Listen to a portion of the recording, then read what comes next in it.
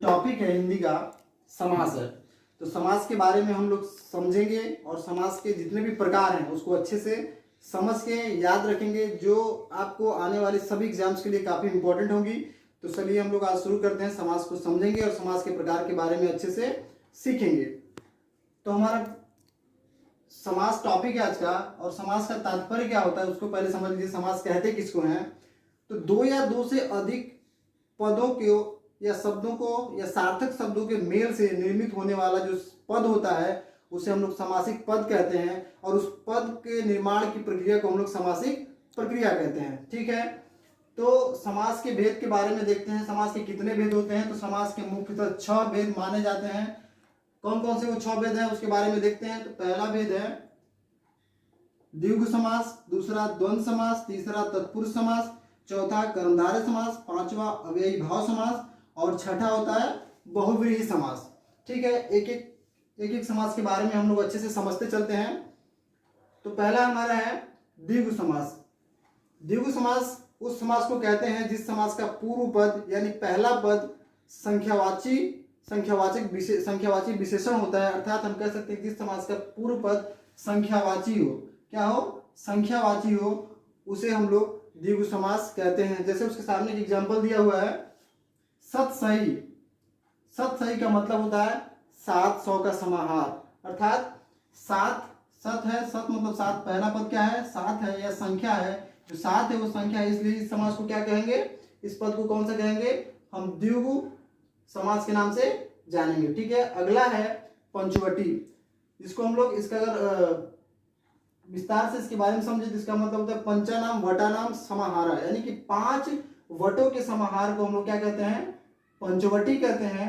यानी 5 वटों के समाहार को या 5 वटों के समूह को पंचवटी कहते हैं।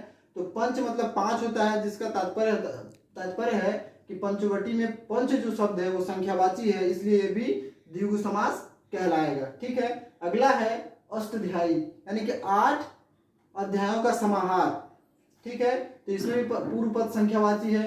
पंचनद, पंचनद का तात्पर्य होता है 5 नदियों का समाहार।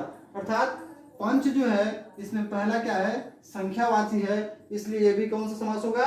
द्विगु समास होगा। ठीक है, अब अगले समास के बारे में देखते हैं हम। अगला समास है द्वंद्व समास। द्वंद्व समास का मतलब होता है इसमें दोनों पद प्रधान होते हैं। इस समासिक पद में दो पद, प्रत्येक समासिक पद में 2 पद होते हैं, एक प्रथम पद होता है, एक अंतिम पद होता है। तो इस द्वंद्व समास में पूर्व पद के दोनों पद क्या होते हैं? प्रधान होते हैं। प्रथम और अंतिम दोनों पद क्या होते हैं? प्रधान होते हैं, और इनके मध्य और तथा शब्द का लोप पाया जाता है, देखने को मिलता है। जैसे दिन रात, तो इनके बीच में क्या आएगा? दिन और रात। ऋषि मुनि में के बीच में क्या आएगा? ऋषि और मुनि। माता और पिता, गुरु और शिष्य, इनके बीच क्या आ रहा है? गुरु और शिष्य के बीच में और का लोप आ रहा है। इस तरीके से ये समासिक पद कौन से होंगे? द्वंद्व समास के एग्जाम्पल होंगे या उदाहरण माने जाएंगे। अगला है तत्पुरुष समास। तत्पुरुष समास में सबसे महत्वपूर्ण माना जाता है। इसमें तत्पुरुष समास में उत्तर पर प्रधान होता है। जैसे इसके कुछ एग्जाम्पल दिए, उसको समझिए। हम कह सकते हैं जिस समासिक पद का उत्तर पर प्रधान होता है उस समासिक पद को हम लोग तत्पुरुष समास के नाम से जानते हैं। जैसे राजपुत्र, क्या हो जाएगा? राजा का पुत्र। इसमें दरअसल हम बता दें कि कर्म कारक से लेके, कारक जो होता है हिंदी में 8 भेद होते हैं कारक के, तो कर्म कारक से लेके अधिकरण कारक जो होते हैं वो सारे तत्पुरुष समास के अंतर्गत गिने जाते हैं। जैसे राजपुत्र, राजा का पुत्र, यानी कि संबंध जो कारक होता है उसका एक उदाहरण है ये राजपुत्र, अर्थात राजा का पुत्र। तुलसीकृत, इसका मतलब होगा तुलसी के द्वारा कृत, अर्थात करण तत्पुरुष समास। हस्तलिखित का तात्पर्य होगा हाथ से लिखा हुआ, तो करण तत्पुरुष समास ये भी होगा। विद्यालय, विद्या के लिए आलय, ये है संप्रदान तत्पुरुष समास का एग्जाम्पल, अर्थात ये भी तत्पुरुष समास का ही एक उपभाग के अंतर्गत आता है। जेब कतरा, जेब को काटने वाला, अर्थात जेब को जो काटता है उसे जेबकतरा कहते हैं। और ये कर्म तत्पुरुष समास का एक महत्वपूर्ण उदाहरण है। ठीक है, इसके बाद अगला देखते हैं कर्मधारय समास। ये क्या है? कर्मधारय समास। कर्मधारय समास का तात्पर्य होता है जिस समास का प्रथम पद, जिस समासिक पद का प्रथम पद जो होता है, विशेषण होता है, उसे हम लोग कर्मधारय समास कहते हैं। जैसे इसके कुछ महत्वपूर्ण एग्जाम्पल लिखे हैं, हम यहाँ पर उसको ध्यान से देखेंगे आप लोग। पीताम्बर, जैसा कि हमने बताया कि प्रथम पद विशेषण होता है इसका। ये जो समासिक पद पीताम्बर है, इसमें पहला पद क्या है? पीत, यानी कि पीताम्बर, पीत और अंबर से मिलकर पीताम्बर बना है। पीत मतलब होता है पीला, और पीला आप लोग जानते हैं कि गुणवाचक विशेषण के अंतर्गत आता है, इसलिए हम क्या कहेंगे? इसे पीताम्बर कहेंगे। पीला अंबर अर्थात पीला वस्त्र, तो पीला क्या है? विशेषण है, और अंबर तो जानते ही हैं।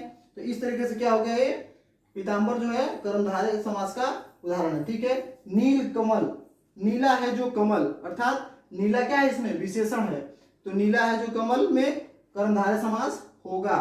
महाजन, महान है जो जन, अर्थात जो जन महान है, महान क्या है? जन की विशेषता है, इसलिए विशेषण है, इसलिए क्या होगा? कर्मधारय समास होगा।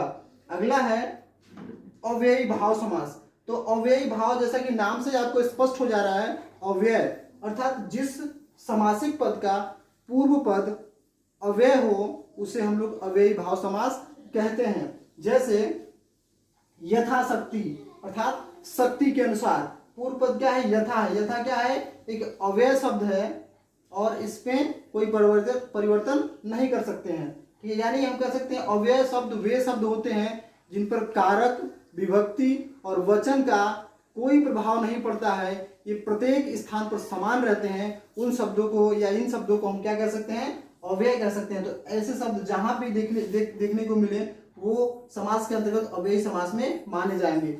और उपसर्ग से जितने भी पद बने होते हैं वो सारे पद क्या होते हैं? अव्ययी भाव समास के अंतर्गत आते हैं। जैसे प्रत्येक, प्रतिधन एक, तो प्रति क्या है? उपसर्ग है, और प्रत्येक में प्रति उपसर्ग है, इसलिए क्या होगा? ये अव्ययी भाव समास कहा जाएगा।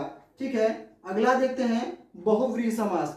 बहुव्रीहि समास का तात्पर्य होता है जिस समासिक पद के दोनों ही पद प्रधान नहीं होते हैं, अर्थात किसी अन्य पद की प्रधानता, प्रथम और अंतिम पद दोनों के मिलने से किसी अन्य की जब प्रधानता हो जाती है तो वहां पर बहुव्रीहि समास होता है।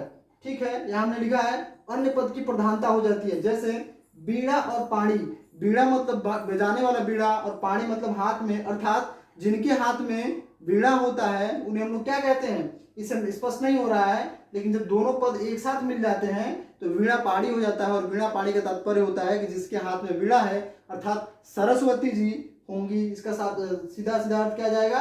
सरस्वती, इसलिए कौन सा समास होगा? बहुव्रीहि समास होगा। चंद्रशेखर, अर्थात चंद्र है शिखर पर जिसके, चंद्र अलग पद है, शेखर अलग पद है, तो चंद्र और शेखर जब मिलता है तो चंद्रशेखर हो जाता है। और चंद्रशेखर का एक सीधा सा अर्थ निकलता है, चंद्रशेखर मतलब भगवान शंकर। ठीक है, अगला है दशानन। 10 है आनंद जिसके, अर्थात 10 है आनंद मतलब सिर, जिसके 10 सिर हैं उन्हें हम लोग क्या कहते हैं? रावण कहते हैं। तो इसका अर्थ भी रावण निकल रहा है, इसलिए क्या होगा? ये बहुव्रीहि समास होगा। ठीक है, अगला है लंबोदर।